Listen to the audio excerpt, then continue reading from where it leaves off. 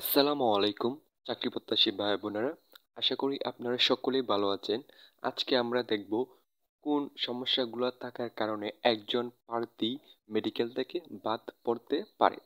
তো ফার্স্টেই লক্ষ্য করেন, এক নম্বরে যা রয়েছে সেটা হচ্ছে চুল পাকা বা চুল কম।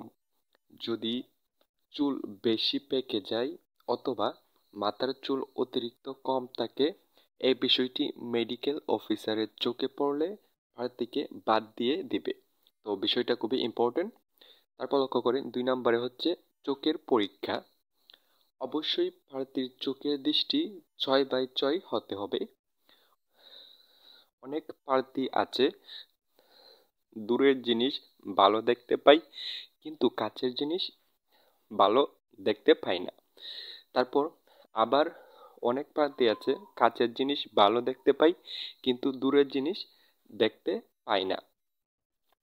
এই সমস্যা থাকলে প্রার্থীকে বাদ দিয়ে দিবে। আচ্ছা, এখন আমরা ৩ নম্বরে দেখতে পাচ্ছি, ৩ নম্বরে রয়েছে হচ্ছে গিয়ে কি, কালার ব্লাইন্ডনেস। তো কোনো প্রার্থীর যদি একসঙ্গে কিছু রং থাকলে যদি কোনো প্রার্থী পার্থক্য না নির্ণয় করতে পারে, তাহলে এখানে ধরে নেওয়া হবে যে তার চোখে সমস্যা রয়েছে। তো দেখেন, এই সমস্যাটি প্রায় 10% মানুষেরই হয়ে থাকে। তো আপনি আগে আপনার চোখগুলো চেক করে দেখে নেবেন যে আপনার কালার ব্লাইন্ডস এর কোনো সমস্যা রয়েছে কি না। যদি কালার ব্লাইন্ডস এর কোনো সমস্যা থাকে তাহলে প্রার্থীকে বাদ দিয়ে দেওয়া হবে। তারপর আমরা ৪ নম্বরে দেখতে পাচ্ছি নাকের পলিপাস। তো এখানে লক্ষ্য করেন, যদি নাকের ভিতরে মাংস বৃদ্ধি পায় তাহলে প্রার্থীকে বাদ দিয়ে দিবে। ৫ নম্বরে হচ্ছে কানে সমস্যা। কানে কম শোনা, কানে পাকা থাকলে প্রার্থীকে বাদ দিয়ে দেওয়া হবে। যদি আপনার কান পাকা থাকে তাহলে অবশ্যই আপনাকে বাদ দিয়ে দিবে।